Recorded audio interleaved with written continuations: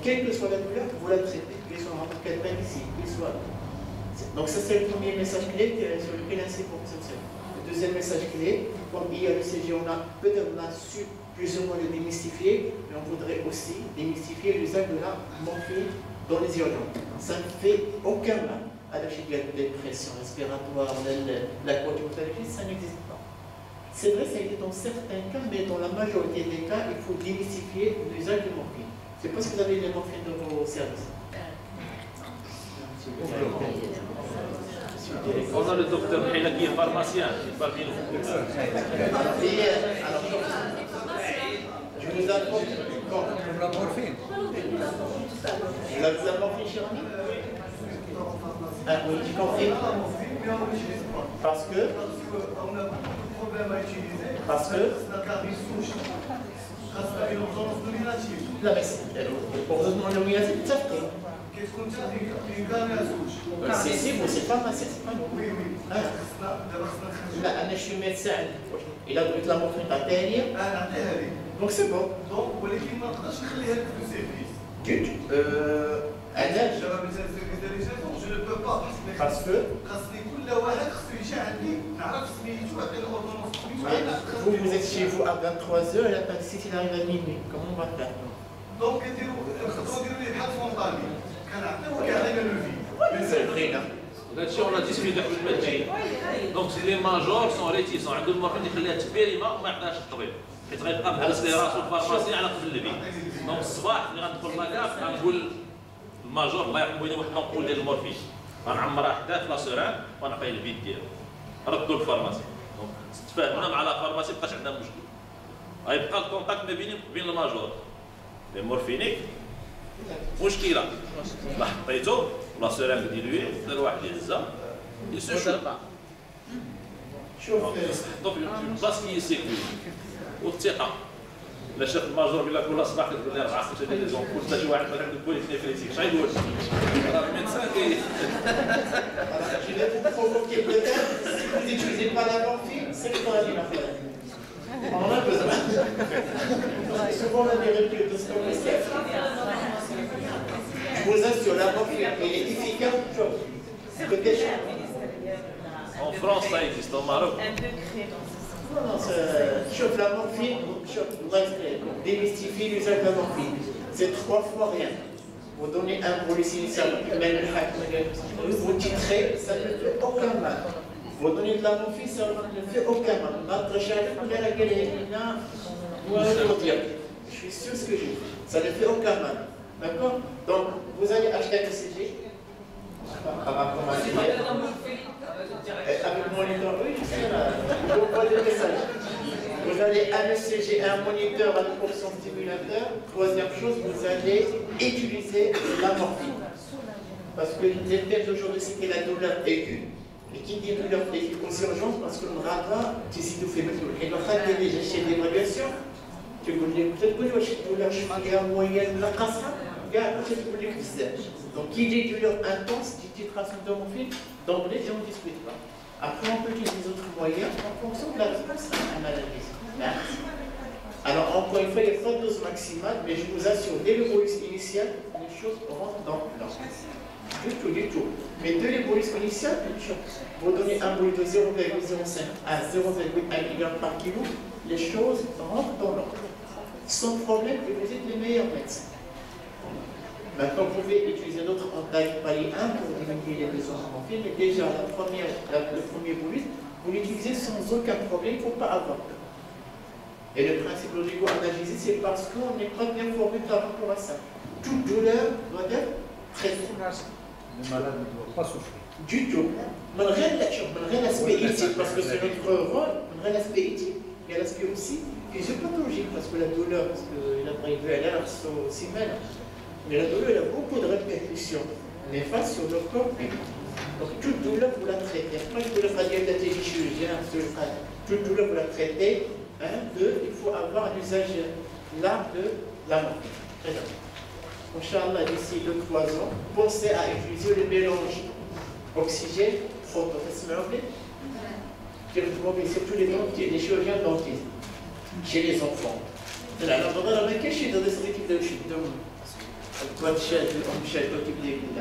Ils appliquent un gaz qui s'appelle le calinox, la antholox, la hélios, peu importe, et qui est facile à faire aux urgences. Alors aux urgences, on peut faire des réductions de luxation sous gaz.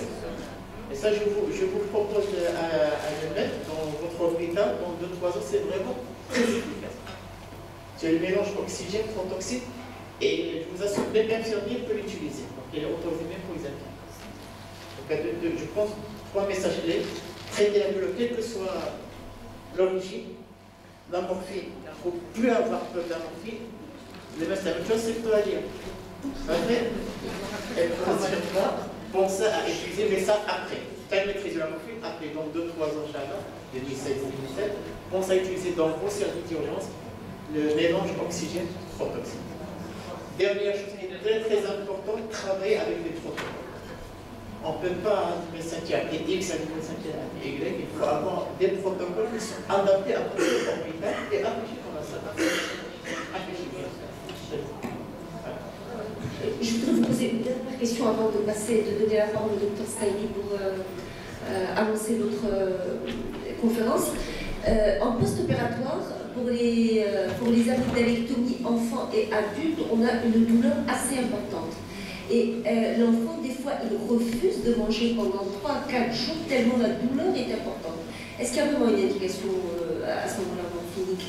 Parce que même, on donne les paracétamol et les paracétamol, des fois, ne calment pas réellement la douleur. C'est une indication aussi? C'est une bonne indication morphinique. Très bien. Il faut commencer à mettre des corticoïdes pour diminuer l'inflammation locale. Je vous l'ai dit, quelle que soit son origine, tu l'évalues. Si elle est intense, bien sûr, c'est la morphine. Si elle est moins intense, c'est d'autres médicaments. Peu importe l'origine. Merci.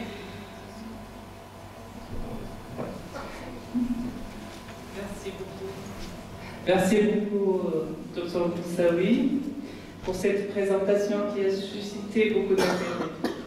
Et on passe à la deuxième thématique, qui est l'atelier gestes et soins d'urgence, qui va être présenté en duo par professeur Moussaoui et professeur Moulaoui.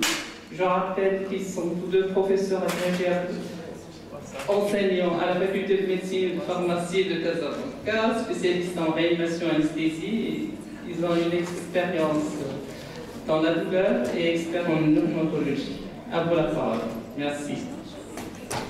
Vous sortez de cet hôtel, vous trouvez quelqu'un par terre, dans le parking, qu'est-ce que vous allez faire? Allez.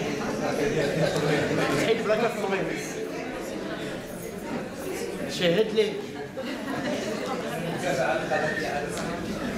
تبع القضاء إلا كنتي ميدسان ما درتي والو. Allez, vous sortez.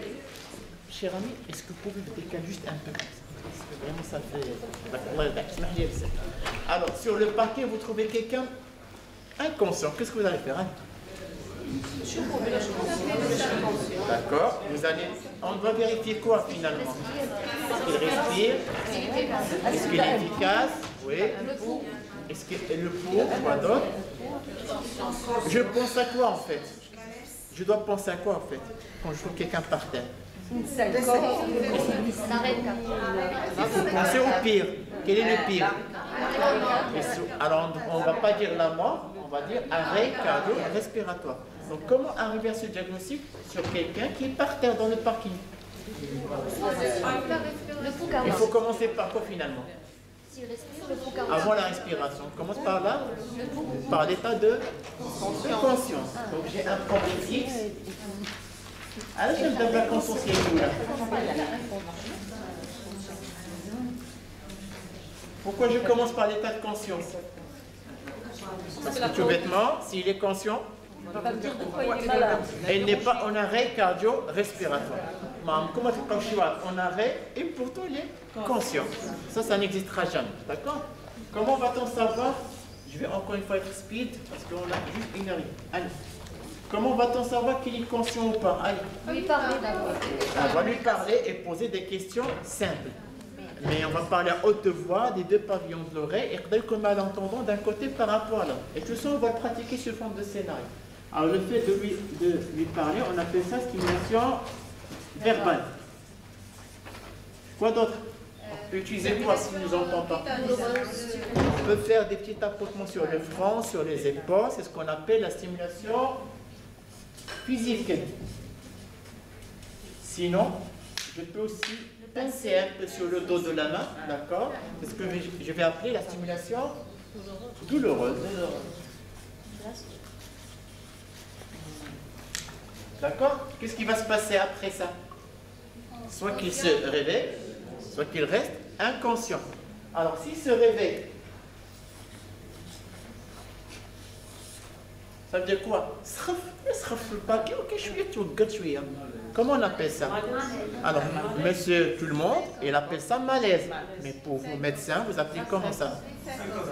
Soit une syncope, soit une l'hypotynie. Juste par rapport à degré de différence. Quelles sont les deux grandes différences? Une syncope et une hypotynie. L'hypotynie, c'est vrai. Comment? L'hypotynie, c'est vrai. Syncope, c'est plus long. D'accord, mais... C'est un problème de conscience. Alors en fait, la syncope, elle est brutale. T'as un coureur train du macro, n'importe quoi. C'est la syncope. La lipothymie, tu donc progressif dans la lipothymie et brutal dans la syncope. La deuxième différence, c'est quoi? Exactement, bravo. Dans la syncope, je ne me rappelle plus de ce qui s'est passé. Fini. Dans la lipothymie, tu as un rappelez-vous, vous arrivez dans le parking, les syncopes, la lipothymie, je m'en fous. Je dois agir. Ça devrait être en rapport avec quoi cette perte de connaissance? Soit c'est une hypotension, soit une hypoglycémie. Alors, à votre niveau, vous n'avez pas de dextro dans le sac, vous n'avez pas de brassard, vous allez considérer comme quoi? L'hypoglycémie. Et si c'était une hypotension? L'hypotension vient. Je vous rappelle que je suis dans le parking pour le moment.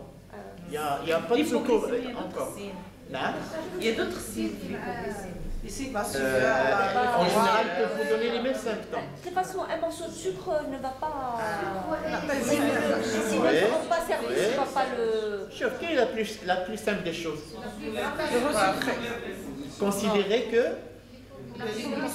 Non. Ah. Là, d'abord la question, vous considérez qu'il y a de l'hypotension ou de l'hypoglycémie? Qu'est-ce qui est plus grave?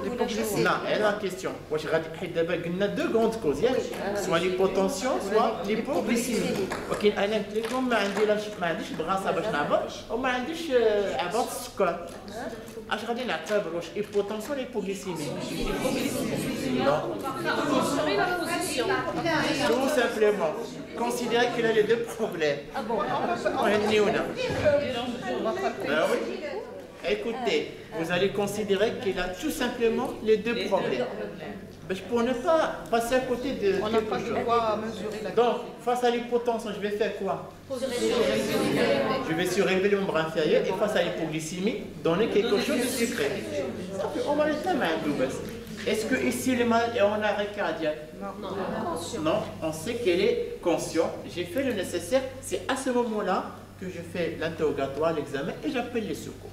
Mais là, au moins, je suis rassuré qu'il n'est pas en arrêt cardiaque, comme on est dans, entre parenthèses, parce que moi, dans la rue, dans l'urgence, je pense au pire, c'est l'arrêt cardio-respiratoire. Maintenant, les choses vont se compliquer.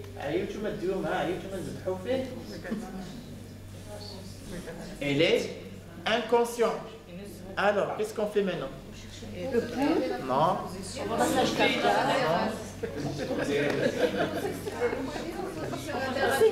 Elle est pressée pour faire le massage cardiaque. Hein?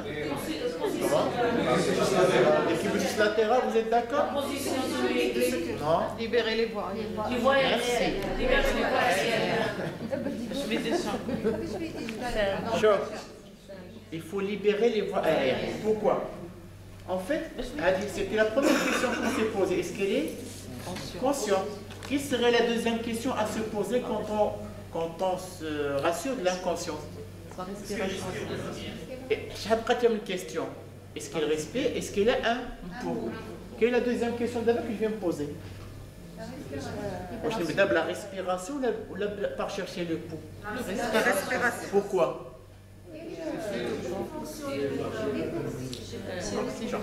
Tout fait marcher le On va faire les deux comme tout à l'heure. Non, non, non. On commence par la respiration. Là, tu l'as. Je dis la conscience. La conduite, ça diffère. Non, on allait chercher la conscience tout au départ. Parce que s'il est conscient, Il n'a pas d'arrêt cardiaque. il n'est pas en arrêt cardiaque. Bon, allez sur la respiration. Parce que s'il respire, obligatoirement, il n'est pas en arrêt cardiaque. Même en étant inconscient. Comment tu peux en arrêt cardiaque et qui continue à respirer, ça n'existera jamais. Donc, Naya, la deuxième question que je vais me poser, c'est la respiration. De toi, le chaos, Naya. C'est quoi ce chaos? C'est-à-dire il faut faire des choses avant de vérifier est-ce que les patients respirent ou pas. C'est quoi ces choses? C'est la liberté des voies aériennes. Premier réflexe chez toute personne inconsciente, c'est quoi? Libérer les voies aériennes. Toute personne inconsciente, on libère les voies aériennes. Pourquoi? Qu'est-ce qui se passe chez la personne inconsciente? Par rapport à... Et là, la langue, il va faire quoi la langue? Alors dites des termes jolis et classiques pour le grand public. Et là, c'est ça m'énerve un médecin et dire ça. Parce que c'est pas vrai. Mais en fait, quelle est la vérité? C'est la base de la langue avec le relâchement. Parce que là, on est inconscient. La base de la langue, elle se relâche et il bloque le carrefour aéropharyngé. فعامة الناس يقولوا هذه صلاة اللسان. شنو صلاة اللسان؟ بتدخل في الراسك. Non, c'est-à-dire la base de la langue, elle est obstruée. Il se peut qu'il respire mal à cause de cette obstruction des voies aériennes. Alors, toute personne inconsciente, il faut faire quoi finalement? Il faut libérer les voies aériennes. Comment?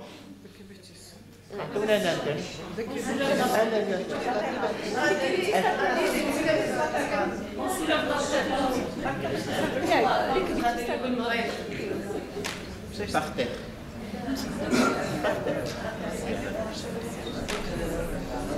Alors en fait, dans cet atelier-là, je fais un salmi pour essayer de... Comment on va faire? On soulève la pour vous. C'est le retour. Mais chaque soir, comme tout le monde, comment on va faire?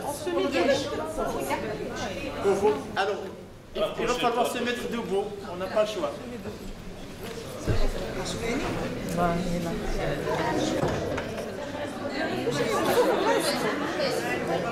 Est-ce qu'il y a une façon de transmettre ça sur les gens? Alors en fait, écoutez. S'il vous plaît, on se concentre. Écoutez, il y a un compartiment supérieur et un compartiment inférieur, ok? Compartiment supérieur, on va faire trois choses. Tout d'abord, je fais ce que j'appelle quoi?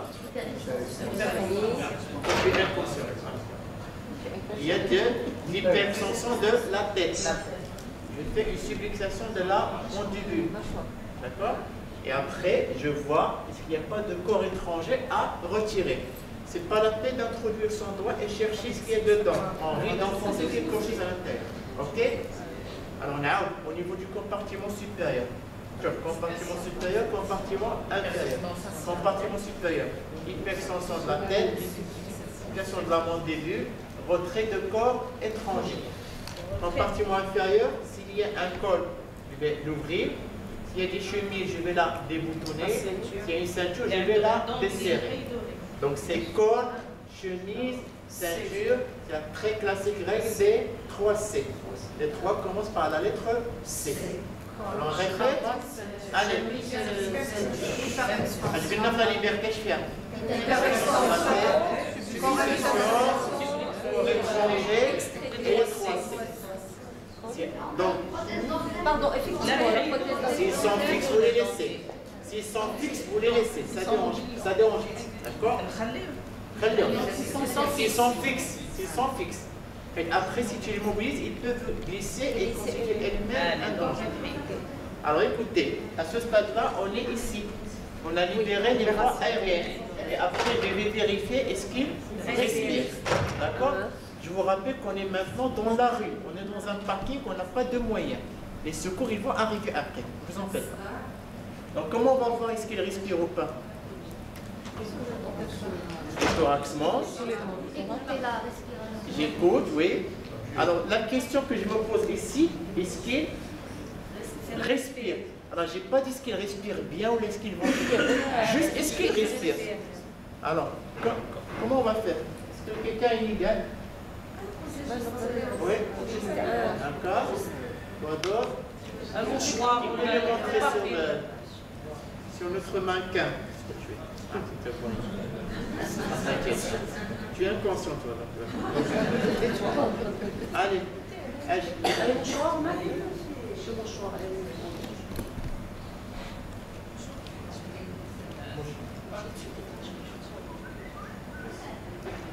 Alors en fait, la position qu'a pris Mina, c'est la bonne. Le sauveteur, il se met toujours perpendiculairement par rapport à l'addictif. Donc en fait, on a fait l'hyperextension de la tête, mais si je lâche mes mains, il va se relâcher. Donc je garde toujours la tête. Je bloque la tête en hyperextension, comme ça. Avec la petite on a un donc d'abord, je ne pas touche la main, la pointe. Voilà. Et le menton, c'est du local. Presque que la partie osseuse du menton, presque. Touchez-vous la partie osseuse, la partie à la trosse. Voilà, super. À la trosse. Voilà. Mets ta tête comme moi. Vas-y. Allez.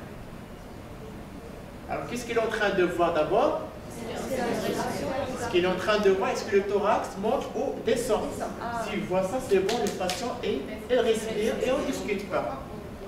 Alors, il se peut, voilà, il se peut que la cardiaque est parfois difficile. Quand est chez quelqu'un qui porte beaucoup de vêtements, ou là, tu peux on doute. Donc, on va utiliser dans ce cas-là,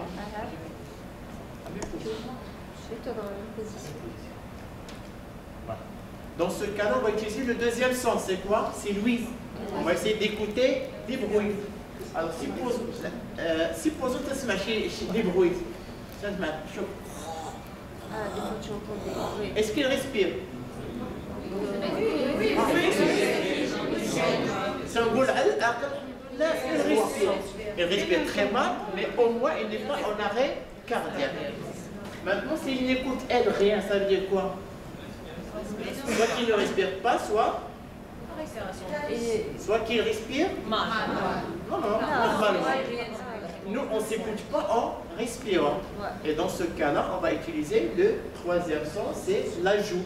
Pour sentir de l'air chaud qui sort ou qui ne sort pas. Pour la perception de l'air. En un simple geste, il est en train de faire 3 gestes à la fois. Quoi? Il fait quoi? Elle regarde le voit, elle écoute et elle sent. D'accord? Vous avez...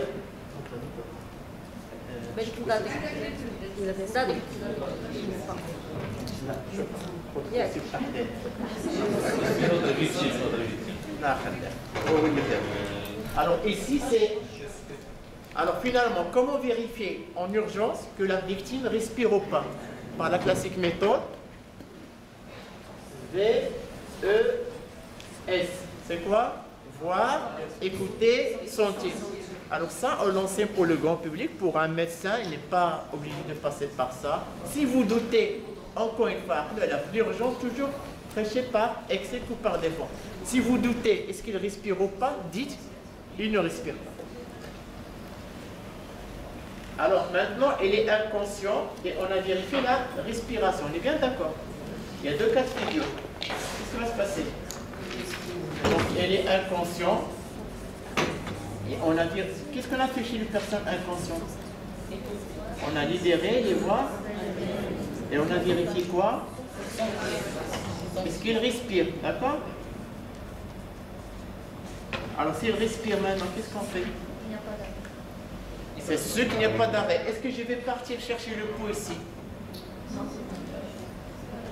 Ouais, inconscient. Elle respire. Moi, j'ai le pouls. Non, parce que obligatoirement, elle n'est pas en arrêt cardiaque. Que faire maintenant? Qu'est-ce qu'il risque, ce patient inconscient qui respire? risque l'inhalation. Il risque d'inhaler. Pourquoi il risque d'inhaler? شي واحد مغيب وكي باقي يتنفس. اللي مغيب اش يريسكيو؟ L'inhalation. Pourquoi ils vont inhaler? Parce qu'ils n'ont plus de réflexe de déglutition. C'est quoi le réflexe de déglutition? Non. C'est quoi le réflexe de déglutition? Non, c'est le fait que ça fait le bol alimentaire tout la base de la langue. Il y a l'épiglotte qui se fait sur la glotte. Obligatoirement, c'est un réflexe. Ça permet à ce que ce bol alimentaire passe dans l'œsophage au lieu de passer dans la trachée. C'est pas bien. Donc, chez une personne inconsciente, ce réflexe de déglutition, elle est perdue. Il peut inhaler. Il peut inhaler quoi? Alors, il peut être encombré par sa salive, quoi d'autre? Lui-même, il peut vomir, et au lieu que les vomissements sortent à l'extérieur, ils vont entrer dans la trachée. Et quoi d'autre? Éventuellement, là, تلقاو شي واحد سخفان مغيب تيجيبوا الماء والسكر وتبداو يشربوا فيه. Et ça c'est dangereux. Quelqu'un qui est inconscient, je lui donne rien à boire. Rien. Et ça c'est une mauvaise habitude. Donc c'est quelqu'un qui risque d'inhaler. Qu'est-ce qu'on fait maintenant? Il faut le mettre sur le côté. Pourquoi le mettre sur le côté? Parce que... Pourquoi? Comment le côté va éviter l'inhalation? Parce que si jamais il vomit, il va vomir à l'extérieur. D'accord? Alors, là par contre, il faut le partager et essayer de voir. Qui peut me mettre une PLS? C'est la position latérale de sécurité. Qui peut l'appliquer? Allez. Juste une toute dernière question pour la pratique. Quelle est l'indication de la PLS? La seule indication? Allez. C'est la victime inconsciente qui respire. Vous avez compris? La seule indication de la PLS, c'est la victime inconsciente et qui respire. Il faut le mettre sur le côté, comme ça, elle va vomir à l'extérieur. Qui peut me faire une PLS? Allez, allez-y. Allez-y. On ne juge pas. Je ne dis jamais tout le monde. Non. On me fait la jeune d'ailleurs. Allez-y, allez-y. Il n'y a pas de médecin ici? Il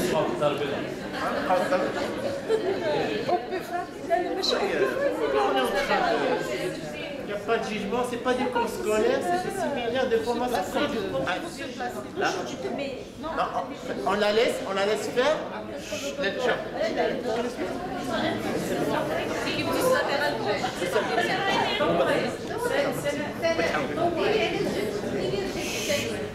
دابا حيت جالسين فاش تجيو لهنايا allez-y s'il vous plaît allez juste pas un seul médecin taisez-vous لا أسامة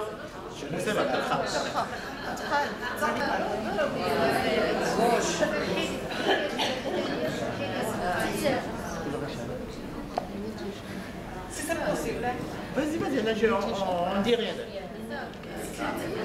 D'accord, merci, assieds-toi. Alors, le premier principe à éviter par rapport à ces démonstrations, qu'on voulait...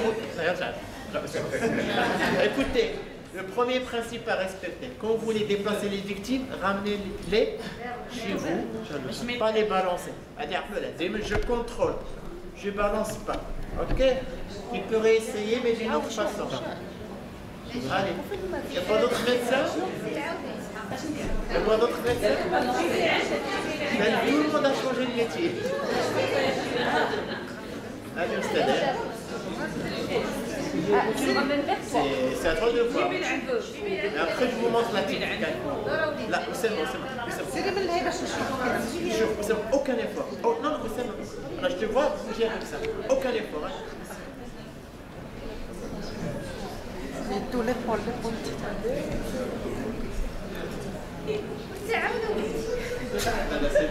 L'hyperextension de la tête.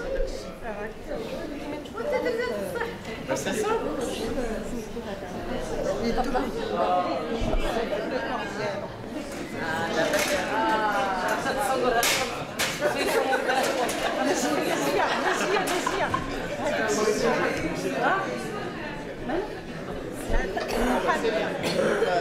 Pour problème urgent, solution urgente.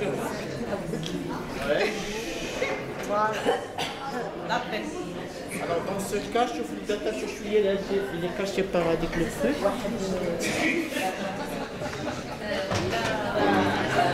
Allez, non, merci. Alors écoutez,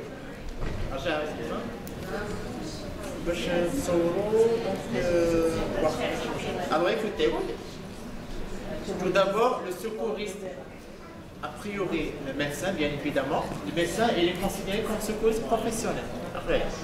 Donc je me mets sur mes deux genoux. Vous voyez d'abord, c'est bon. Vous me mettez sur les deux genoux, d'accord? Perpendiculaire, mais le fait, je ne le balance pas. Je ramène vers moi. Alors avant, on disait toujours PLS gauche, peu importe. Vous choisissez le côté que vous voulez. La seule obligation chez la femme enceinte. Je suis d'accord. Chez la femme enceinte, vous êtes obligé de passer par le côté gauche. Sinon, chez tout le reste, pas de problème, vous choisissez n'importe quel côté. Mais quand je dis PLS gauche, ça veut dire quoi? C'est ma gauche.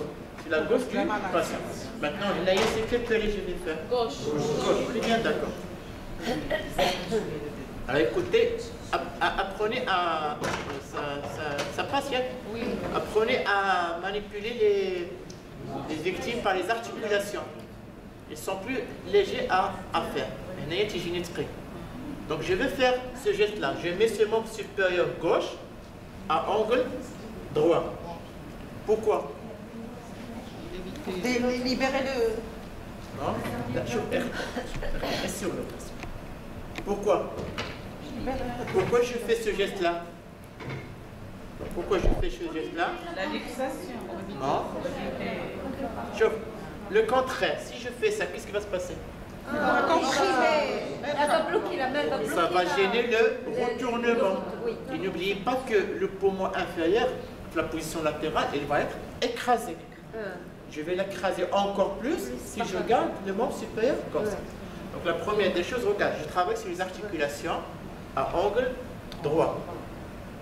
Deuxième étape, c'est une PLS gauche, d'accord? Donc ma tête, je vais inverser, je vais dire droit. Pourquoi? Je vais prendre la main droite contre sa main droite. Les articulations, regarde. Les articulations, je prends la main droite contre sa main droite et je reste ici. Articulation, et je la mets contre sa joue. J'ai oublié de vous dire, si quelqu'un porte des lunettes, et je reste ici. Et je reste ici. Écoutez, je n'ai pas lâché ma main. Je prends le membre inférieur droit. Vous avez vu? Après, je le prends de l'extérieur. Je recule juste un petit pas derrière. Et ça va tourner facile. D'accord? Alors, ce n'est pas encore fini. Parce que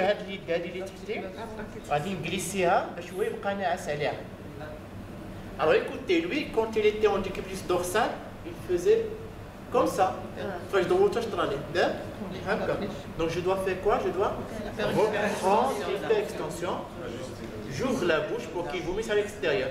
Qu'est-ce qu'il me reste à faire maintenant? Parce que je le trouve un peu... Il est instable, donc il faut le stabiliser. Tout simplement, à de la cheville, par terre. Et comme ça, j'ai le genou et la cheville qui sont par terre. Et ça, à ce moment-là, j'appelle le secours et j'attends. Et en faisant ça, je vous assure que vous avez amélioré les chances de survie d'un traumatisé, d'une inconscience X que vous laissez sur le dos. C'est horrible. Parce que c'est l'hypoxie, c'est l'inhalation. Alors qu'on pouvait, avec un geste, mais aussi simple qu'il soit, on pouvait pratiquement changer une vie. S'il est en décubitus ventral, voilà. Si on va voir des scénarios. Alors, juste, je demanderai à quelqu'un de répéter la manœuvre. Ça, les urgences. Allez.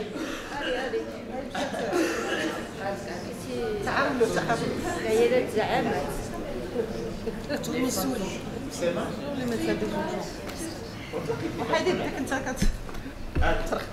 لا لا laissez, شوف Là, c'est pas facile que vous êtes assis qu'ici.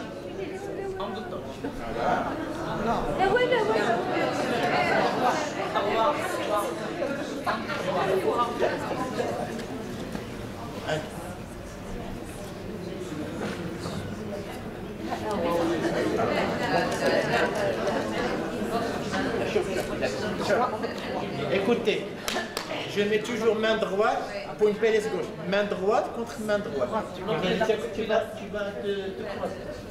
L'articulation du خليك خلينا صغيرين لا ما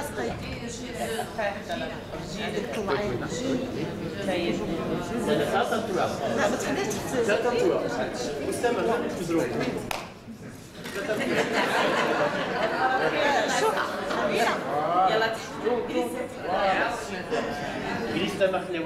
reprends l'extension, reprends, ouvre la bouche et stabilise la position.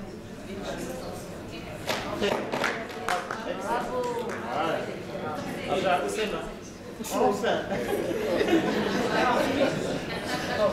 Une deuxième personne. Une deuxième personne. Il n'y a pas de médecin? Il n'y a pas de médecin par hasard ici?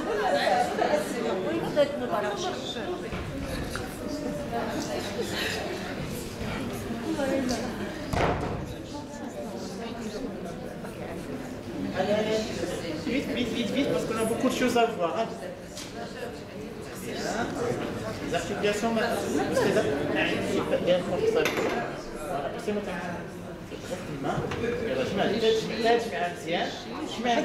Je me prépare pour le retournement. Bien, voilà, bravo, magnifique. Ouvre la bouche pour qu'il vomisse à l'extérieur et stabilise-le. Merci, bravo. Est-ce qu'il n'y a pas de médecin homme dans la salle?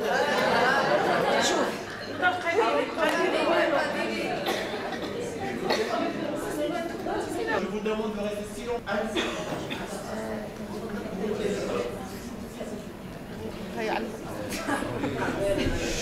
Entrez dans une salle de 6 mètres, vous me faites tout vous préparer.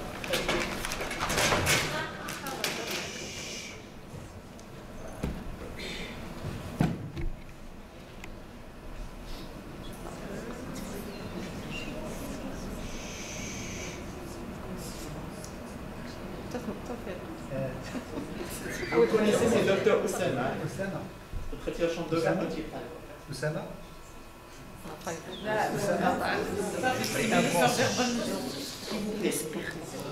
Écoutez ce qu'il dit.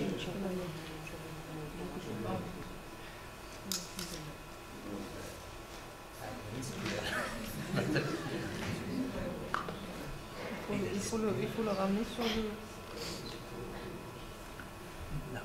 Ah, là.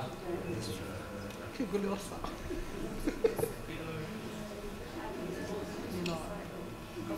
C'est toi qui te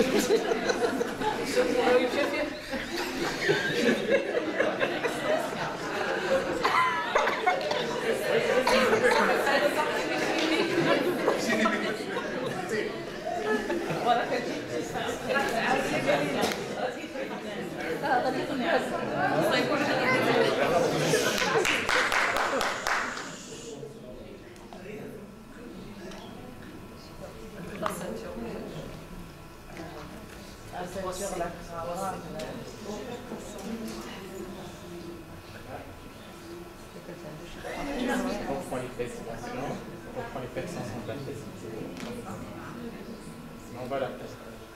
Seulement, j'ai fait l'état initial, t'as jamais l'état initial, t'as jamais l'état initial. Alors, dites-moi, qu'est-ce que vous avez trouvé?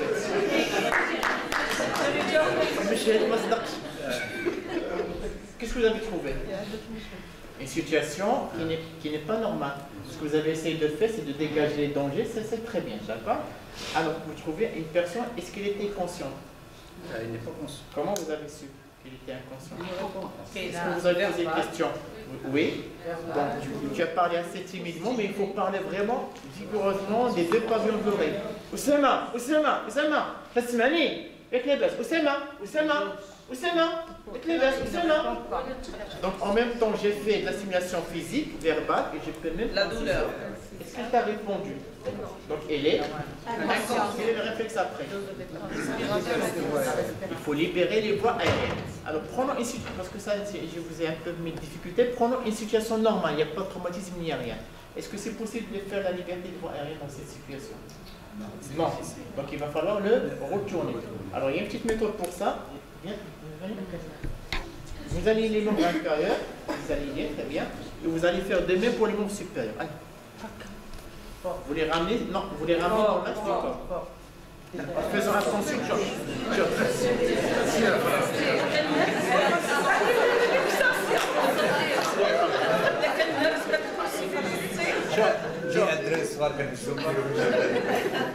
travaillez sur les articulations. Regarde, FCL. Et je bloque l'épaule pour qu'il ne me fasse pas de la fixation. Et de même l'autre côté. On FCL. Voilà, ça c'est plus soft. Super, voilà. Alors, retourne le vers toi, le vers moi, quand vous voulez. Alors, on passe sur le caméra. Tu passeras une main sous le tronc et une main sur le bassin. Vas-y. Une main sous le tronc. À droite. Très bien. Tout simplement. Alors, fais le senti là-bas. D'accord, fais le senti là-bas. Il faut libérer les voies. Maître, qu'on la met dans la vraie vie, c'est raté. Voilà. Très bien. Vérifie s'il n'y a pas trop de rendu, on n'a pas. Et tu fais semblant de faire la défroisse. Tu fais semblant, soi-disant, les poissons. Alors après, voilà, tac, tac, voilà, très bien. Alors qu'est-ce que tu fais maintenant? Tu vérifies, est-ce qu'il respire? Alors la position de ta main, je vais là. La paume de la main. Est-ce qu'il respire? Il respire. D'accord? Il respire. Donc quelle est ta décision? Il est inconscient et il respire. Alors, comme tu l'as bien fait tout à l'heure, donc la position latérale, c'est ça. Voilà. C'est bon. Commence à rentrer dans le jeu, c'est bien. Voilà. Contre la joue, pas contre les oreilles. La joue, voilà, reste là-bas. Très bien, bravo, très bien.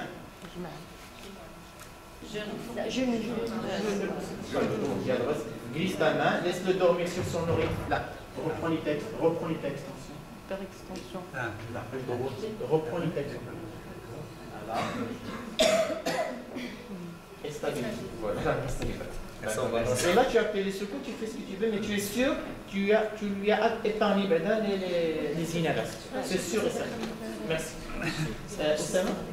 Alors en fait, je dis le cas un peu difficile parce qu'il y a un contexte de traumatisme derrière. Il y avait tout est tombé. Quand on a un traumatisme, il ne faut pas... Faire l'extension Il faut éviter l'hyper-extension de la tête. Tout à l'heure, tu m'as posé la question. Même si vous trouvez quelqu'un traumatisé de la route, carrément, et si vous êtes seul, tournez-le comme sur le côté. Même si c'est traumatisé du crâne. Même si c'est post-traumatique, même si c'est un traumatisme de la route, même avec cette discussion, vous tournez sur le côté. Parce qu'en fait, la fréquence des inhalations est 1000 fois plus fréquente que l'éventuel risque de rachis sciatique. Si vous êtes deux, le problème est réglé. La tête. C'est une très bonne question. Alors, si on a une fracture d'un membre, on est obligé de tourner du côté du même membre. Maintenant, si j'ai une fracture du fémur droit, de quel côté vous allez mettre la PLS? Côté droit. Du côté droit. On dit une fracture linéaire. Si je mets PLS gauche, ça va Elle va être déplacée. Donc, toujours la PLS qui m'a dit quel que soit le côté, chez la femme enceinte, obligatoirement le côté gauche. Chez quelqu'un qui a une fracture de membre, vous mettez la PLS du côté fracture. Aussi bien le membre supérieur que le membre. Pense à la non-mobilisation du membre qui est important. Écoute, maintenant, il a une fracture linéaire. Il est droite. Est-ce que tu vas me faire gauche? إذا تيجوش تهزي ولا تموبيليزي On les place. ويقولوا تبقى لي على الأرض وندير du côté fracture. Oui. Les fractures cervicales. J'ai dit, tu tournes le côté. Il n'y a aucun problème. Par exemple, ce patient qui a tombé, il a subi une fracture Il reste une fracture. inférieure droit. Oui. Là, on a fait le... Donc, est-ce qu'il n'y a pas de risque à ce moment lorsqu'on tourne le patient? Particulièrement parce qu'il s'est traumatisé, parce qu'on n'a pas beaucoup trop de temps. Mais à ce moment-là, il faut que je sois sûr qu'il respire. Avec en position ventrale, on doute parfois est-ce que la personne respire ou pas. Si je suis sûr que ma victime respire, je peux faire juste le décaler un peu, il fait une PLS, mais avec la position. Si j'ai le moindre doute, est-ce qu'il respire ou pas, obligatoirement, il faut le retourner et faire le nécessaire. Ok? Alors maintenant, avec le mari de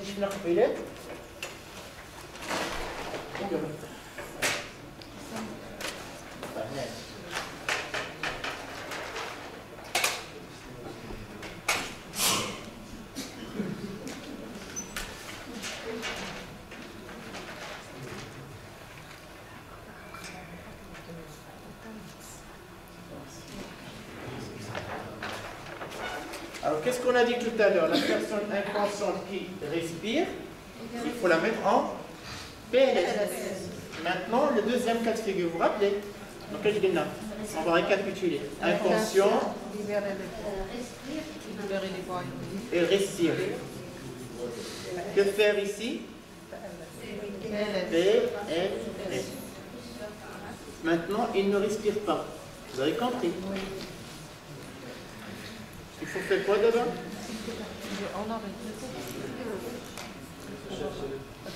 C'est quoi le diagnostic ici? C'est un arrêt. On peut le considérer comme arrêt cardio-respiratoire. Pour monsieur tout le monde, quelqu'un qui est inconscient, qui ne respire plus, il est en arrêt cardio-respiratoire. Pour nous tous médecins, on doit passer par la palpation du pouls carotidien. Caméraman. Alors la palpation du pouls carotidien, vous allez faire si vous-même. Vous prenez le cartilage thyroïde avec les deux doigts et vous glissez devant ce muscle-là, qui est le muscle sternocléidomastoïdien. Regarde, tac, et j'avance. D'accord? Faites-le sur vous-même. Hein. Vous avez un pouls? Non. Alors écoutez, quand je dis pas fait, parce que souvent tu peux les médecins qui fait. Donc vraiment juste palper, il ne faut pas trop appuyer. Pourquoi? Parce qu'on écrase à ce moment-là. Parce que s'il y a juste un tout petit pouls là, je vais l'arrêter et en plus je risque de sentir mon propre pouls. Donc quand on vous dit palper, c'est juste palper. Alors, il ne faut pas juste mettre le doigt comme le punhi. Je dois rester combien de temps? 10 secondes. La palpation du pouls, on dit qu'elle est absente en matière d'arrêt cardio-respiratoire quand il dépasse les 10 secondes. Il y a des comptes très radical, on a le sbaï entre les deux battements. Donc, je reste pendant 10 secondes. Là, il n'a pas de pouls. Là, je peux dire qu'il n'a pas de pouls carotidien. Alors, la palpation du pouls, chez l'adulte, c'est le pouls carotidien. Chez l'enfant, c'est le pouls huméral. Et chez le tout petit, le pouls fémoral. D'accord? Carotidien, huméral, fémoral.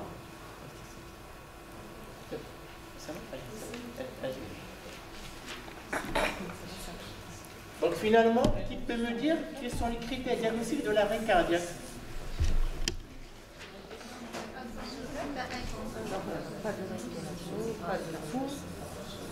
Alors dans ce parking-là, comment on a pu poser le diagnostic de l'arrêt cardiaque?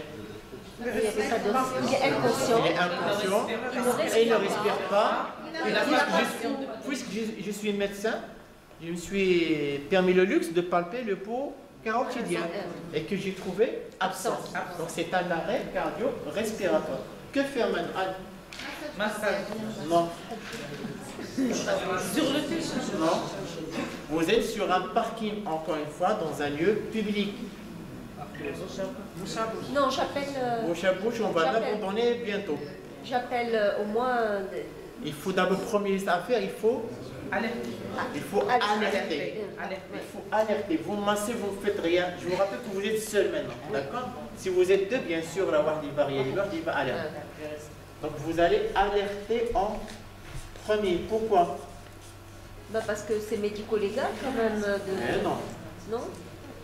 C'est une urgence. Pour le transfert. On a besoin de quoi? Vous êtes dans un hôtel. Je vais alerter pour faire quoi? Pour gagner du temps. Est-ce que vous allez... J'ai dit alerter, mais que j'alerte les secours. J'alerte pour qu'on me fasse venir quoi? Rapidement. Hein? L'ambulance. Là, un appareil spécial. Hein? Un défibrillateur automatique. L'hôpital. Non. L'hôpital Là, on est dans un parking. On parlera de la problématique.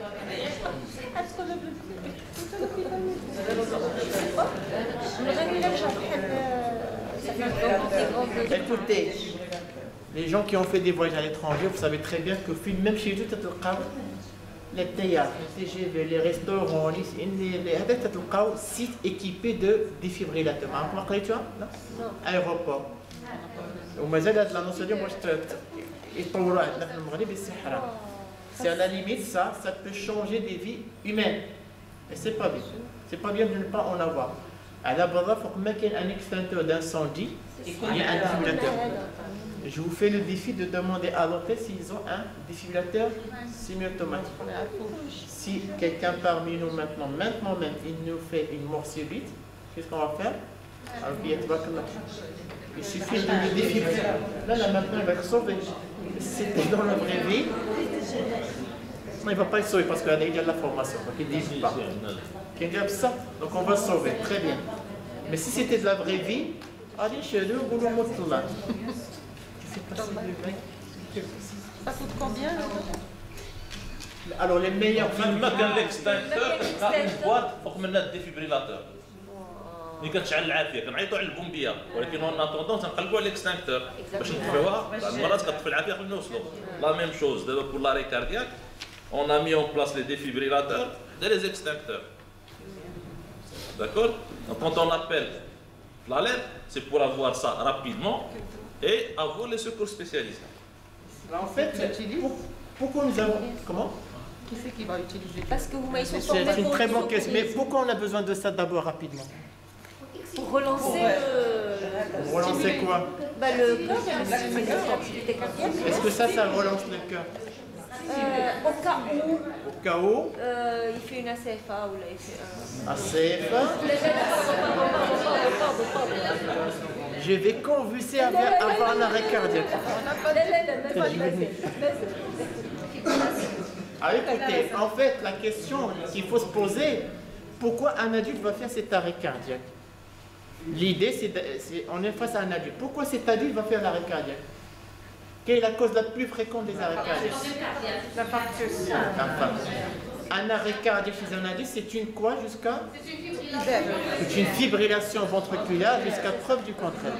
Qu'est-ce qui tue le plus les adultes? C'est quoi? C'est l'infarctus du myocarde. L'infarctus du myocarde, il va tuer sur place. Comment? Est-ce que c'est le choc cardiaque qui va tuer? Il risque de le tuer, mais dans les heures qui suivent. Alors, vous savez, comme le bar, quelqu'un qui vient comme consultation pour douleur thoracique du mal, sur place. C'est ce qu'on appelle la mort subite, mais qui a été engendrée par quoi? Par la fibrillation ventriculaire. Donc la fibrillation ventriculaire, c'est quoi? Regarde, dans un cœur, il y a deux temps. Il y a la systole, il y a la diastole. Systole, diastole. Systole, diastole. La fibrillation, c'est comme ça. Est-ce que ici, le cœur, il est en arrêt? Physiologiquement, microscopiquement, il n'est pas en arrêt. Mais pourquoi on dit que c'est un arrêt, la fibrillation? On dit que c'est un arrêt cardiaque. Pourquoi? Il n'y a pas d'éjection, il n'y a pas de secret. Donc pour vous dire que la fibrillation ventriculaire, l'arrêt cardiaque, la vraie définition du dialogue, c'est quoi? C'est un arrêt circulatoire. Alors pour vous médecins, il faut dire un arrêt circulatoire. Pour monsieur tout le monde, c'est un arrêt cardiaque. Donc le premier type de l'arrêt cardiaque, c'est quoi? C'est là, arrêt cardiaque sur fibrillation. Donc ça, c'est le premier type. FV, d'accord? Le deuxième type, c'est comme ça, regardez.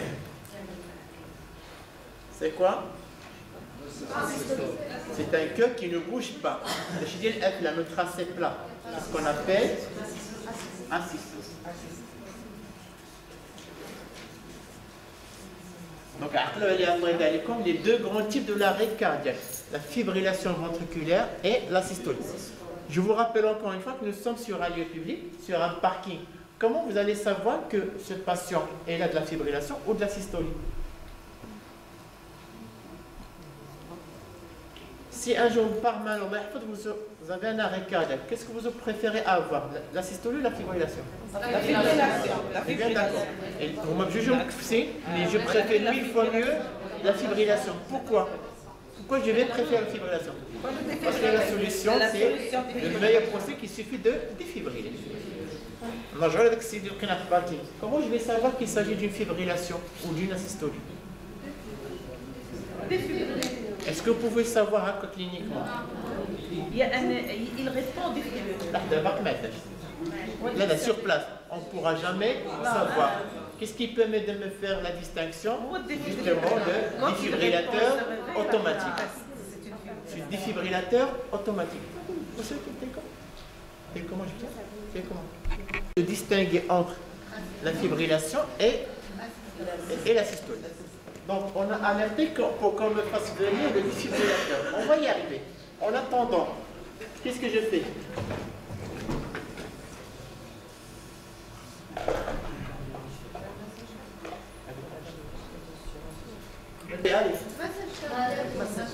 Je fais ce qu'on appelle la réanimation cardio-pulmonaire de base.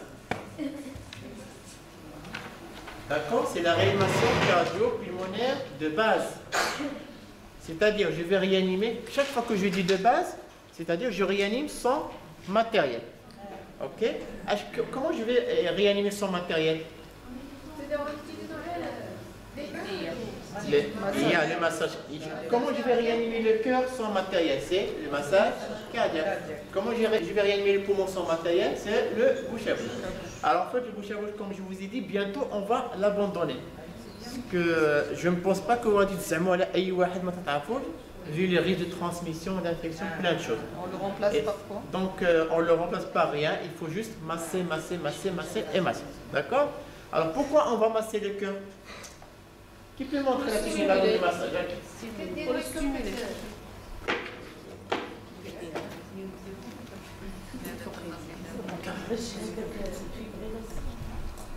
Alors, qui peut montrer le massage cardiaque? Allez.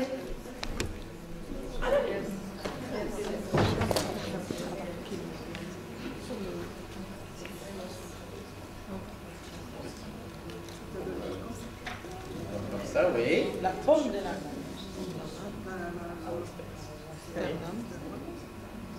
Alors, d'accord. Alors, elle doit mettre quoi en fait?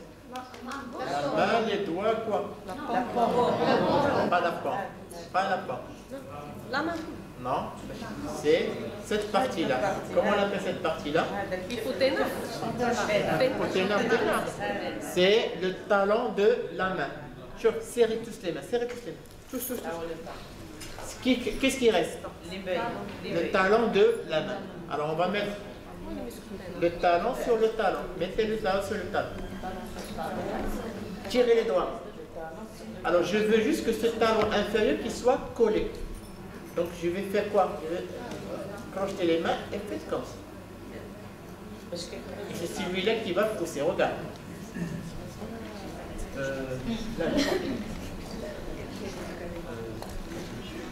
Ça sort rien. Alors écoutez. Donc je mets le talon contre le talon. Je tire les doigts.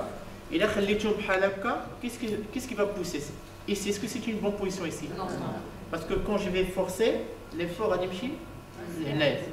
Je veux que l'effort soit centré ici. Donc comment faire? C'est c'est pas évident. comment je vais faire? On appuie pas. Là, je fais repose. Et je commence à... Alors, faites la position cumulant. Donc, je pose les mains. Je un tiers inférieur, machin, diasternum. Non, c'est très simple. Entre les deux mains. On essaie de simplifier. Tu mets le talon contre le talon entre les deux mains. Allons-y. Alors, pardon. Les coudes, ils doivent être tendus. Et c'est les épaules, en fait, les épaules qui poussent. Donc les épaules, c'est les colons les épaules. Non, les épaules comme ça. Voilà. Les épaules doivent être vraiment perpendiculaires parce que c'est les épaules qui poussent. Et on commence à pousser. Allez, hop, profondément. Ça, c'est un très bon. Vas-y, profondément. Vas-y, profondément. Aussi rapidement, profondément. Tout à fait. Ça, c'est un bon massage calme. Alors, écoutez. Merci, Vincent. Alors, je répète. Main, talon sur le talon. Il faut que j'écoute un peu la diastole. Attention. Regardez. Il faut bien écraser le thorax. En moins du tiers antéro-postérieur. Ce qui nous fait 5 cm. Mais si le massage superficiel, ça ne sert à rien. Ce que vous reconnaissez bien, alors justement, le rôle de pompe. Pour le risque de fracture, ça a été réglé du moment qu'on s'est placé maintenant entre les deux mamelons. Il ne faut juste pas se décaler. Et que les côtes sont moins fragiles que le sternum. Maintenant, même si vous créez une fracture, franchement, il y a quelque chose. Survivre avec une côte cassée, il vaut mieux que mourir avec une côte intacte. Et même avant, on disait que le fait de créer d'engendrer des fractures, c'était un signe d'efficacité. Non, il ne faut pas le faire, mais il faut vraiment bien... C'est-à-dire, ce n'est pas la pratique qui m'intéresse maintenant, c'est l'arrêt calme. Regardez l'erreur que je fais ici, dites-moi laquelle. Alors, vous faites travailler votre poignet alors que... Vous avez vu? C'est le poignet qui pousse, ce n'est pas les épaules. Ça, c'est les épaules, regardez. C'est différent. Ça, c'est pas ici. D'accord? Donc, il y a plus de force. Quand je suis avec les idiots, t'as un truc à faire. La gine. Le matin, la gine. حاجة ثانية ما دين لا شو ما دين دوش هاد الحاجة regarde. Ah, c'est tout le corps qui... C'est quoi ça? C'est quoi l'erreur? C'est mon tronc qui est instable. Il faut vraiment que le tronc soit stable. Ça vous rappelle quoi? La fréquence en général. C'est pas par le nombre d'ici. La machine, le temps d'arrivation, c'est-à-dire la fréquence du massage. Alors on va faire au moins 100 battements. Donc ça va battre entre 100 et 120 battements. Continue. Allez, remplacer.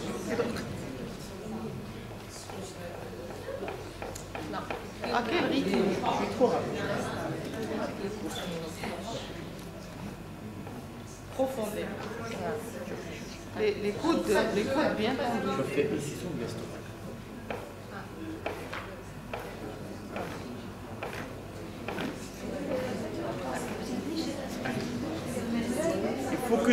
Il faut que j'entende implicitement l'assistant de l'aviation. Tac, tac, tac, tac.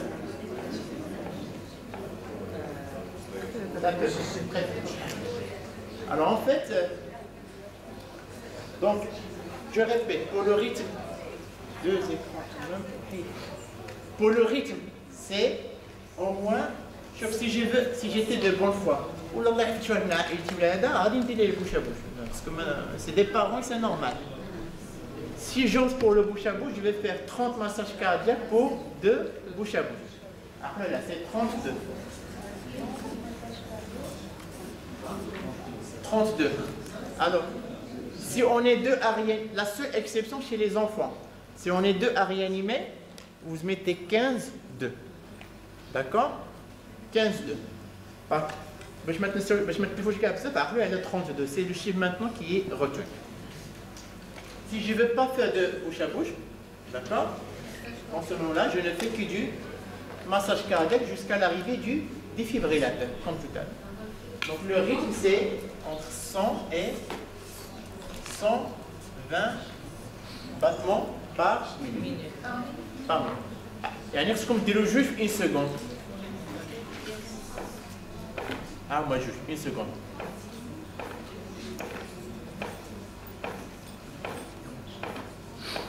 D'accord? Donc c'est deux massages cardiaques, deux massages cardiaques par seconde en général. Alors, oui? Oui? Bien sûr. Pourquoi on fait le massage cardiaque avant de passer à la défibrillation? Pourquoi on le fait? On fait travailler le pompe cardiaque. C'est-à-dire l'évacuation du sang vers La circulation.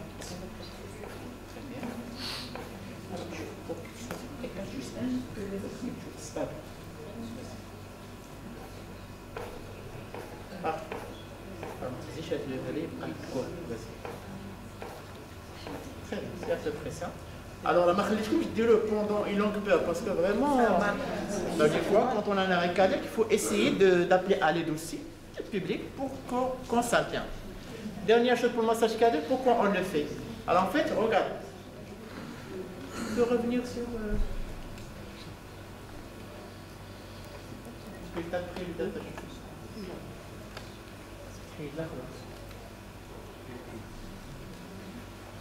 Tu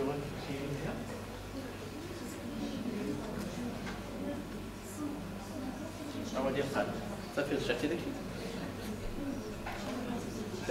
Alors écoutez, dans un seul massage cardiaque, il y a deux temps. Regarde, il y a ce temps-là. C'est quoi ce temps? La compression. Et ça, décompression. C'est un seul massage cardiaque. Donc dans un seul massage cardiaque, il y a deux temps. Il y a la compression et la décompression. Compression, décompression. À la compression, qu'est-ce qui va se passer? C'est le cœur qui est écrasé entre le sternum et le rachis dorsal. Donc ça crée une systole. À la décompression, qu'est-ce qui va se passer? Regardez. Pas le relâchement, il y a une pression négative qui se crée dans le thorax. Et on a du sang qui arrive vers les cavités cardiaques. Avec le sang, on voit qu'il va être rechassé la prochaine compression. Donc je masse pour avoir le temps de compression, c'est la pseudo-systole, et le temps de la décompression, c'est la pseudo-diastole. Donc je masse jusqu'à l'arrivée de quoi? Du défibrillateur. Et chez l'enfant? Alors chez l'enfant, on va faire alors, on peut en discuter tout de suite. Chez l'enfant, à votre avis, vous allez commencer par la lettre toujours? Vous trouvez un enfant de 7 ans qui est en train de faire un arrêt cardiaque sur le parking. Ou là, en sortie de piscine. Est-ce que vous allez commencer par l'alerte? On ne va pas faire de défibrillation. Est-ce qu'on va commencer par l'alerte d'abord? Ah non. Toujours je réfléchis. Pourquoi chez l'adulte, j'ai commencé par l'alerte? Parce que je ne peux pas ramener la fibrillation. Parce que je sais que derrière, la plus grande cause, c'est la fibrillation. Est-ce que l'enfant va faire de la fibrillation? Il va faire quoi, l'enfant? La plupart des arrêts cardiaques chez l'enfant, ils sont d'origine quoi? Respiratoire. Chez l'adulte, la plupart des arrêts cardiaques sont d'origine cardiaque. Chez l'enfant, la plupart des arrêts sont d'origine respiratoire. Est-ce qu'il va vous faire de la fibrillation? Non, il va vous faire beaucoup plus. Quand l'origine est cardiaque, ça donne beaucoup plus ça. Quand l'origine est hypoxique, ça donne beaucoup plus ça. Donc si je doute sur une origine cardiaque, je vais commencer par l'alerte ou par la réanimation? Par l'alerte, pour avoir le défibrillateur. Si je doute sur une cause respiratoire, je vais commencer par la réanimation. D'accord? Parce qu'à ce moment-là, je n'ai pas besoin avec ça de défibrillateur. J'ai besoin qu'il soit réanimé. Là, chaque fois que je pense que la cause est cardiaque, je vais commencer par quoi? Et chaque fois que je pense que la cause est respiratoire, je vais commencer par quoi? Par la réanimation. Quand est-ce que je vais penser à la cause respiratoire? Dites-moi des situations. Chez l'enfant, quoi d'autre? Une noyade. Une noyade, très bien, quoi d'autre? Une intoxication. Les intoxications de façon générale, très bien. Et les polytraumes en général. En fait, les 4 situations, je commence par la réanimation. Je répète, l'enfant, l'intoxication, la noyade, le polytraum. Mais de toute façon, chaque fois que vous pensez que la cause est plutôt respiratoire, commencez par la réanimation. Chaque fois que vous pensez que la cause est cardiaque, commencez par l'alerte. Alors ce patient, on a massé, on a fait venir le défibrillateur.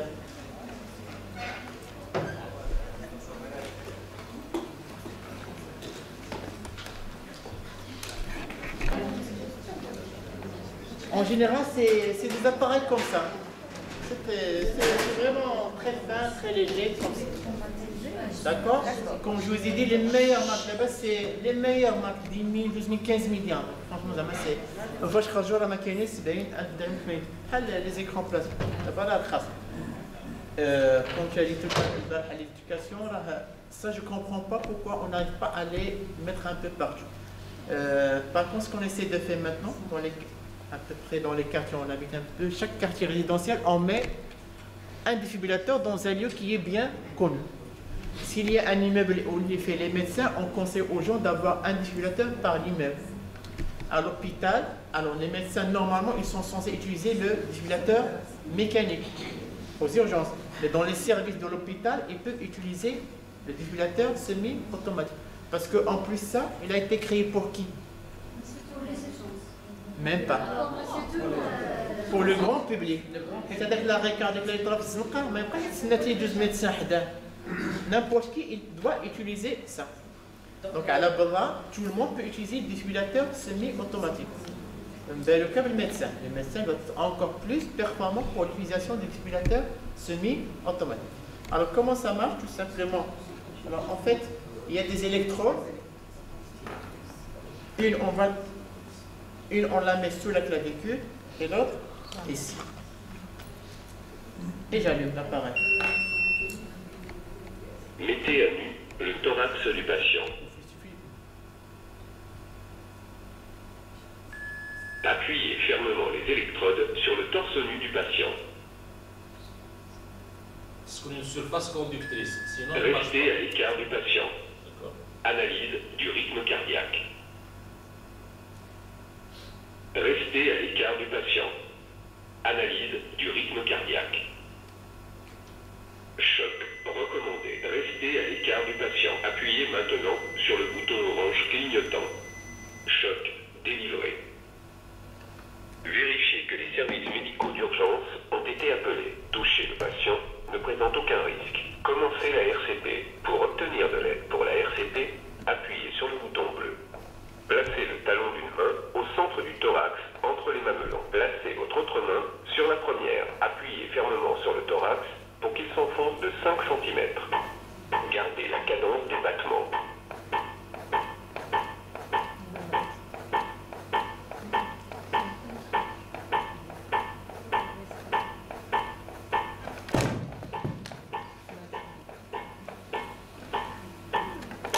Passez le nez, basculez la tête, soulevez le menton et procédez à 2 pleines insufflations. Soufflez. C'était quelqu'un que je ne connais pas, je ne vais pas faire chez lui le bouche à bouche. D'accord? Moi je continue mon massage cardiaque. Il faut dépasser ça. L'intègre. Donc le défibrillateur, il va jouer aussi le rôle de moniteur. Donc il me surveille le patient. S'il y a indication choc, il va me le dire. Il m'aide pour la réanimation. Il est précieux pour le sauvetage. À 2 pleines insufflations. Soufflez. Pourquoi il n'y a que 2 boutons? C'est pour simplifier l'usage. Quand on a fait les réglages, la population va s'arrêter. Donc dans l'urgence, un bouton pour allumer, un bouton pour défibriller si besoin. Donc il est fait pour la population générale, pas pour les médecins. Si le médecin est là, il pourra l'utiliser, mais il est fait pour n'importe qui. Ça va être adulte, pourquoi il dit pincer le nez basculer? Parce qu'elle est programmée pour qu'on fasse 30 massages cardiaques. Je n'ai pas fait le contact ici. Là, on fait 30 et de bouche à bouche. C'est quelqu'un que je trouve dans la rue, j'ai le droit de me protéger, je ne le fais pas. C'est pour cette raison que j'ai. Vous gardez. Je garde le massage cardiaque. Alors, regarde ce qui va se passer à la fin. Après chaque défibrillation, je vais masser pendant 2 minutes. Et à la fin, il va faire quoi?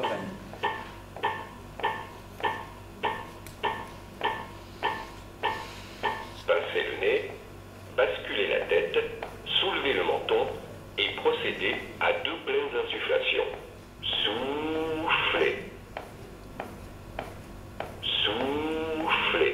continuer par des compressions.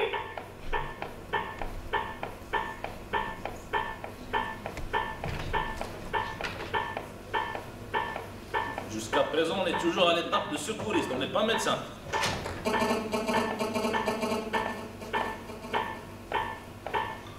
Arrêtez la RCP. Appuyez fermement les électrodes sur le torse nu du patient. C'est ce qu'on fait. Donc là, c'est la deuxième analyse. Restez à l'écart du patient. Analyse du rythme cardiaque.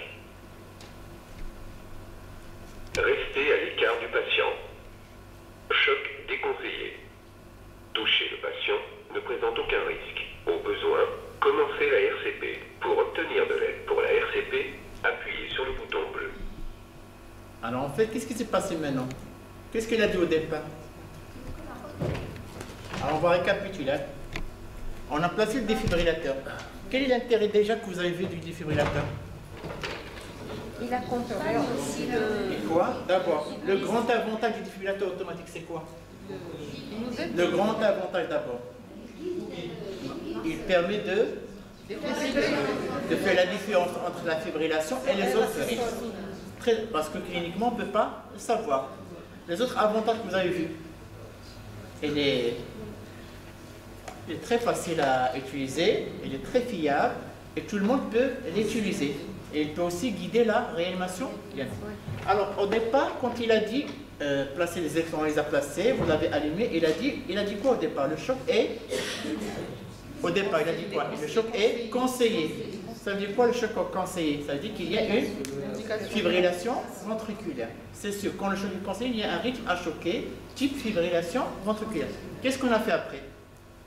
On a défibrilé. Et juste après défibrillation, je masse, parce que 2 minutes après, elle va réanalyser. Qu'est-ce qu'elle a dit à la deuxième analyse? Le choc n'était pas conseillé. Ça veut dire quoi? Quand le choc n'est pas conseillé, ça veut dire quoi? Deux situations. Soit qu'il n'est plus en arrêt cardiaque, soit qu'il est en arrêt cardiaque, mais il est très bien.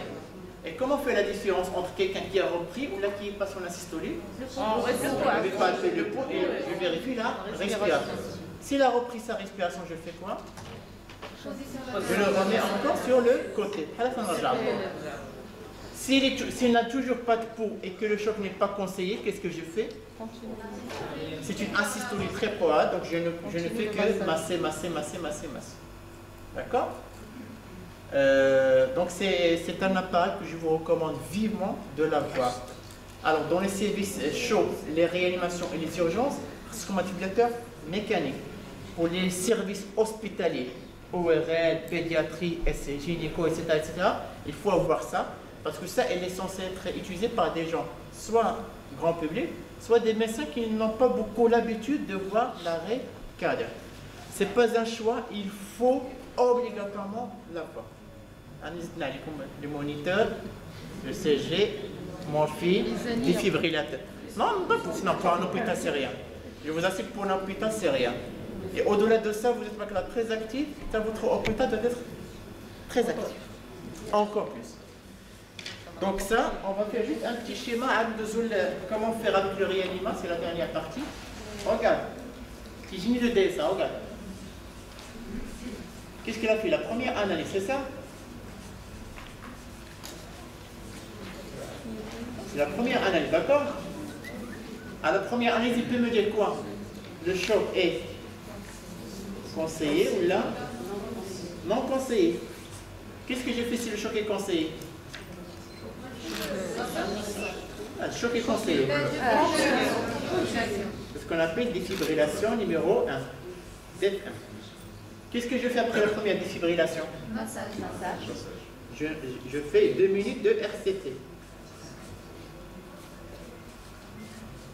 Après ces 2 minutes, qu'est-ce qui va se passer? Une deuxième analyse. Elle est programmée pour ça. Alors la deuxième analyse va me dire quoi? De continuer ou là? Soit le choc est non conseillé, soit le choc est... D'accord? Si le choc est conseillé, qu'est-ce que je fais? Je fais la DEF 2. Vous suivez là, hein? Oui. Qu'est-ce que je fais après la deuxième défibrillation? C'est toujours... 2 minutes de RCP, d'accord? Qu'est-ce qui va se passer après? Le troisième analyse. Qu'est-ce qui va mener la troisième analyse? C'est pas tous les DSA, ils sont programmés comme ça. Troisième analyse. Qu'est-ce qui va mener cette troisième analyse? Choc non conseillé ou le choc est... Qu'est-ce que je fais ici?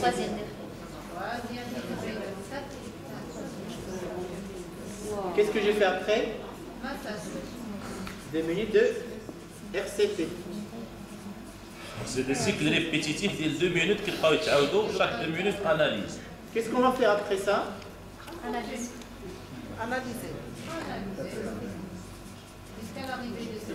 Quatrième analyse, d'accord? Et s'il me dit que le choc est conseillé, qu'est-ce que je fais? Je continue. Normalement 3 défibrillations. Ça veut dire quoi ici? Ça veut dire que j'ai défibrillé 3 fois et c'est pas encore efficace. Donc ici, c'est la situation de quoi? C'est une fibrillation ventriculaire réfractaire. Elle a été réfractaire à 3 chocs. Est-ce que c'est bien? Est-ce que c'est bien? Non. Il y a une pause qui est prévue. Ah, pas de pause, ils vont travailler avec nous. C'est un arrêt cardiaque. C'est un arrêt cardiaque qu'on attend. Mais je sens que vous voulez rester. Oui. Exactement. On va finir, on dit la pause à l'heure. Là, on fera 5 minutes maximum.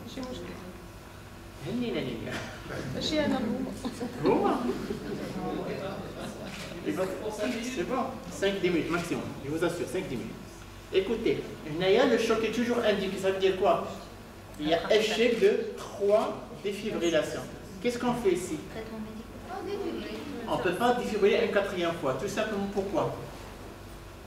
Et quand je défibrille, là, je t'en le cœur. C'est de l'énergie, c'est des jours, là, tu trappes le cœur.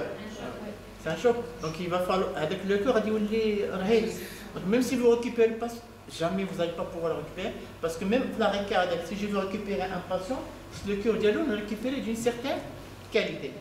Donc en sachant que ici, les chances de survie sont vraiment minimes. Dans ce cas-là ici, il faut penser au traitement médicamenteux. Lesquels? On doit donner de l'adrénaline. Et ça suppose que les secours sont arrivés. Donc là, normalement, les secours sont déjà arrivés parce que c'est passé 8 minutes normalement. Normalement. Alors pour éviter ça justement, que faire? Il faut avoir ses propres sacoches d'urgence. Qui a une sacoche d'urgence dans sa voiture? Je vous défie.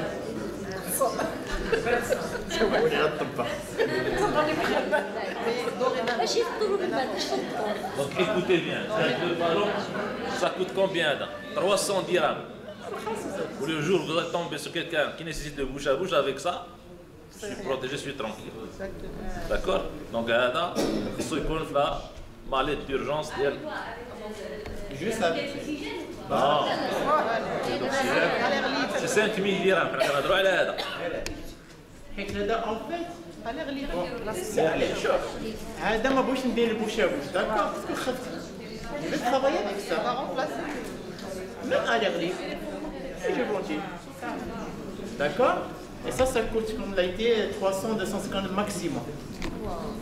Il faut avoir les sacoches d'urgence, c'est à chaque fois. C'est une honte pour un médecin de ne pas avoir une sacoche d'urgence sur sa voiture. À votre avis, vous allez mettre quoi dans votre sac? Et on finit avec ça. L'adrénaline. Comme la NSTHA. Oui. Oui. La garde, les gardes terrain, quand je roule l'ambulance, on a l'adrénaline. Tu parles des couvertures médicales? De quoi? De manifestations? Là,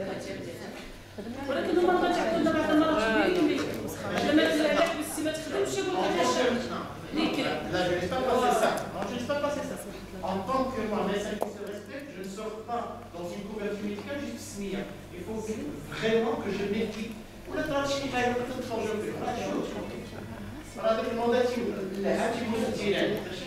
complexe, alors on peut sauver avec ça. Vous avez un joueur, le championnat espagnol, il fait une mort subite. Si c'est maintenant c'est du il a été défibrillé au premier âge. Ok, بلاتي هاد التمر ماشي 6 mois مشاو داو الفيستيا وخلاو مشاو دوزيام ميطون الى رفيع ما بقى حتى شي واحد مات. Elle a été vue, vraiment. L'erreur, c'est quoi? C'est qu'après la réanimation de l'arrêt cardiaque, après la récupération, surveillance. Il faut réanimer le poste. Surveillance. Il faut l'hospitaliser, c'est ce qu'on appelle le dernier moyen. Il faut l'hospitaliser. Le vestiaire, il a refait ça. Vous avez vu Belkhouja Saladi? Il est mort sur place. Marc Fouet, la Coupe des Confédérations, il est mort aussi sur place. On n'a pas défibrillé à temps. Il faut défibriller. Même ailleurs, on est. Même ailleurs. Donc il faut qu'on applique les référentiels. Pour l'adrénaline, la dose, c'est là. L'adrénaline, c'est 1 mg toutes les 3 à 5 minutes. Ça ne sert à rien de donner. Une petite présentation pour consolider ça. Dernière chose avant la présentation pour la sacoche d'urgence. Qu'est-ce que vous allez mettre dedans?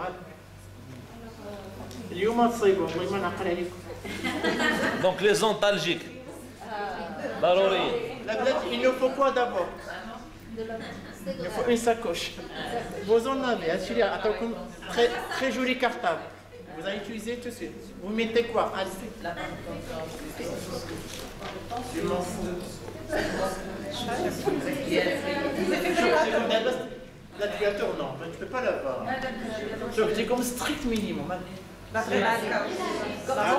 QCM, corticoïde. Une ampoule. Oui. De l'eau à 2 ampoules d'adresse, ça fait. D'un pour là, au cœur, je peux l'appeler. Par quelle voie? L'adrénaline, je pense. Morphée. La morphée, non? C'est une chose. Une douleur et هذاك الشيء اضعف الايمان. الا عندكم ستيبتو مورفين شي حاجه اخرى كيفاش تضرب لا مورفين في الطوموبيل après il faut avoir réanimant شي نعاودو عليه واخا سميتو ماشي سميتو ريانيما نخليو دابا الريانيما حتى من بعد نقول لكم اش تسمى ريانيما ريانيما بليس ماسك فاسيال بليس الماسك ديالو الماسك واحد ماسك ريانيما زي شنو اخر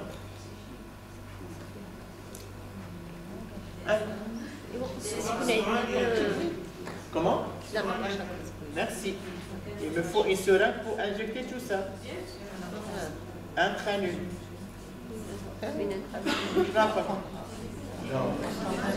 Même pas. Et voilà, pour travailler. Eh bien, c'est difficile, tu meurs.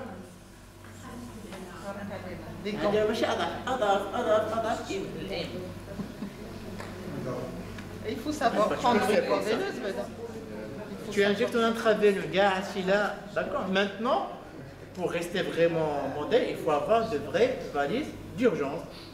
Alors, il y a plein de protocoles qui vous disent pour un médecin de tête, spécialité Soada, pour un directeur Soada, pour un pédiatre Soada. Il faut obligatoirement l'avoir.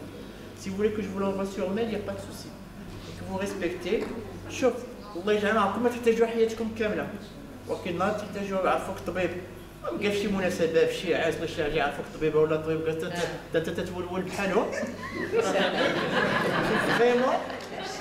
vraiment s'équiper rapidement dans le coffre de sa voiture. Non, من غير l'éthique, c'est social et نمشي rapidement le coffre de ma voiture, je vais dire que انا طبيب.